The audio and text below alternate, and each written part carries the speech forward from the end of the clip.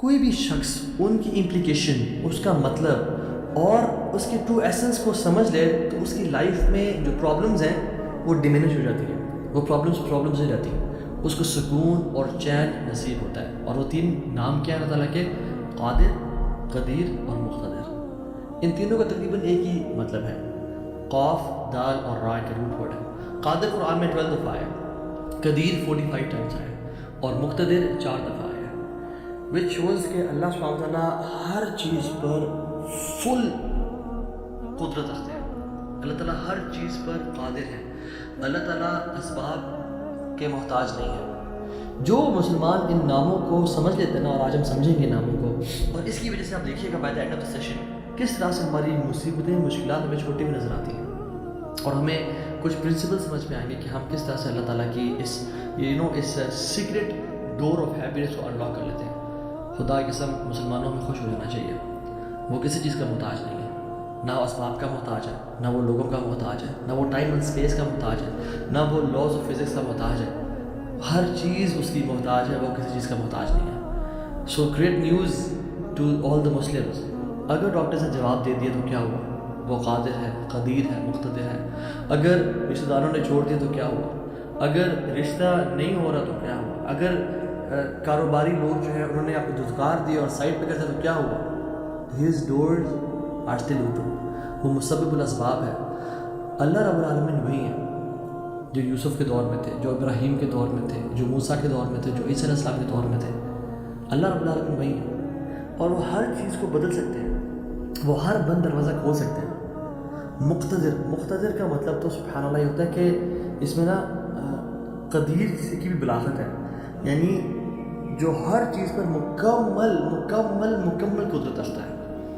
آپ لے لیں مثالیں، یوسف علیہ السلام کی ایگزامپل دیکھ لیں۔ ایک بچہ جو کہ بالکل اپنے انفینٹ سے نکل رہا تھا، اس کو کنویں میں پھینک دیا گیا، وہاں سے اس کو قافلے نے پرچیز کیا اور بالکل for pennies he was sold، اور عورت نے حملہ کیا ان پہ، گناہ کرنا چاہا، جیل میں ڈال دیا گیا ان کو، ٹھیک ہے۔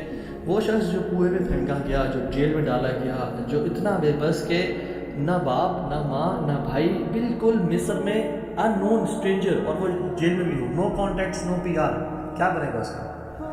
القدیر نے، المقتدر نے اس کو وہاں سے اٹھا کے ایجپٹ کے تخت پہ بٹھا دیا۔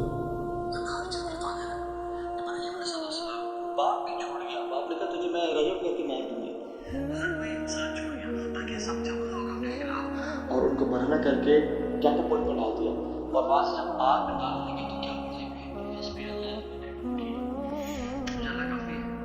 اور کیا ہی وہ نعم الوکیل، کیا بہترین دوست ہے، کیا بہترین کارساز ہے۔ اور اللہ تعالیٰ نے وہ کس طرح کا قادر ہے، کس طرح قدیر اور مقتدر ہے کہ اس نے ہواؤں کی ڈائریکشن کو نہیں پھیرا، نہ ہی اس نے سمندروں کے رخ کو بدلا، نہ ہی اس نے کوئی پرندے بھیجے جو کہ اس پانی کو، اس آگ کو ٹھنڈا کر دے پانی پھینک پھینک کے، نہیں، بلکہ ڈائریکٹ اس آگ کو کہا جس کی صرف کا جلانا، قُلْ يَا نَارُ كُونِي بَرْدًا وَسَلَامًا عَلَىٰ إِبْرَاهِيمَ، ہم نے کہا اے نار، اے آگ ٹھنڈی ہو جا اور سلامتی کا باعث بن جا ابراہیم کے لیے۔ کچھ روایات میں تو یہ بھی آتا ہے کہ ان کی صحت کے کچھ اچھا کلام ہے کہ ابراہیم علیہ السلام سے پوچھا گیا کہ سب سے بہترین مومنٹس آپ کی زندگی میں کون سے تھے؟ تو ابراہیم علیہ السلام نے کہا کہ جب میں آگ میں تھا کہ اللہ تعالیٰ نے اس کو حکم دیا تھا کہ ٹھنڈی ہو جا، اور اتنی ٹھنڈی نہ ہونا کہ ابراہیم کو تکلیف ہو جائے، سلامتی والی بن جائے۔ تو those were the best moments that I spend in my life. اور وہ کس طرح سے ٹھنڈی ہوئی کہ صرف ابراہیم کے لیے ٹھنڈی ہوئی، لیکن جو رسیاں ابراہیم علیہ السلام کے ہاتھ میں بندھی ہوئی تھی ان کے لیے ٹھنڈی نہیں ہوئی، اس رسیوں کو جلا دیا مگر ابراہیم علیہ السلام کے بال تک کو بھی نہیں جلایا۔ اور جب ابراہیم اس آگ سے نکلے تو ان کا جو باپ تھا آزر وہ دیکھ رہا تھا اور کہتا ہے نعم رب ربک یا ابراہیم، کیا رب ہے تیرا ابراہیم۔ یعنی ایک کافر کو، ایک مشرک کو تو یقین آ گیا کہ کیا رب ہے ابراہیم کا۔ ہم نے 50-60 سال زندگی گزار لی لائف کے، کچھ نے مجسم تو 20-30 سال گزارے زندگی کے، ہمیں ابھی تک رب کی قدرت پہ یقین نہیں آیا، ہمیں ابھی تک آنیسٹلی اللہ تعالیٰ کے مکمل قادر ہونے پہ یقین نہیں آیا۔ تیسرے پارے میں ایک شخص کا ذکر آتا ہے قرآن میں کہ ایک شخص گزر رہا تھا اور ایک قریہ سے، ایک بستی سے گزرا، ولیج تھا، اور وہ بالکل یعنی آپ سمجھ لیں رونز تھا، وہ بالکل کھنڈرات بن چکا تھا۔ تو ان کے ذہن میں ایسے ہی خیال آیا، ہو ول ریز دیم اپ، کون کھڑا کرے گا انہیں دوبارہ؟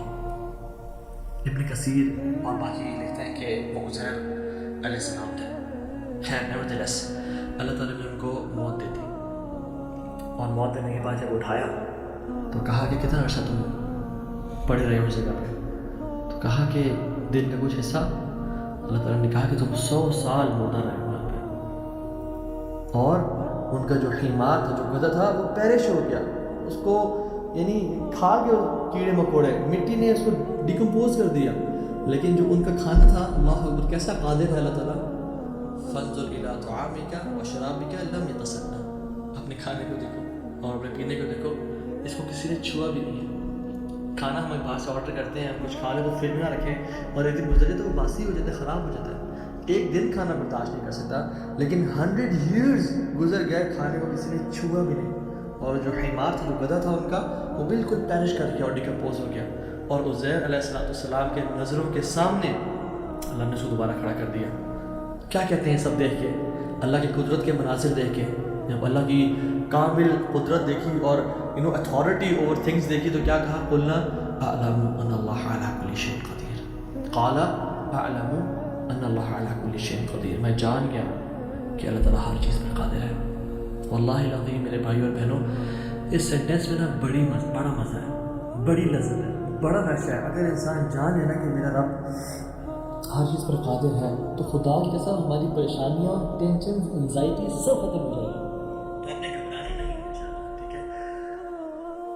اگر ایک چیز زندگی میں آپ کی ہے جو اس لیسن کا جو ہے نا، آج کے سبق کا جو آج کی جو اس پوڈ کاسٹ شو کی ہے، اس کی جو کرکس ہے وہ یہ ہے، اگر آپ اللہ والے بن جائیں تو اللہ اپنے بندوں کا امتحان تو لیتا ہے مگر اسے کبھی ضائع نہیں کرتا۔ اللہ اکبر، اس کو لکھ لیں اپنے ذہن میں اور ساری زندگی اس کو پکڑ کے رکھیں۔ اگر آپ اللہ والے بن جائیں تو اللہ سبحانہ و تعالیٰ اپنے بندوں کا امتحان تو لیتا ہے کہ میرا بندہ سچا ہے یا نہیں، میرا ہے یا نہیں، لیکن خدا کی قسم کبھی ضائع نہیں کرتا۔ شرط ہے کہ آپ اللہ والے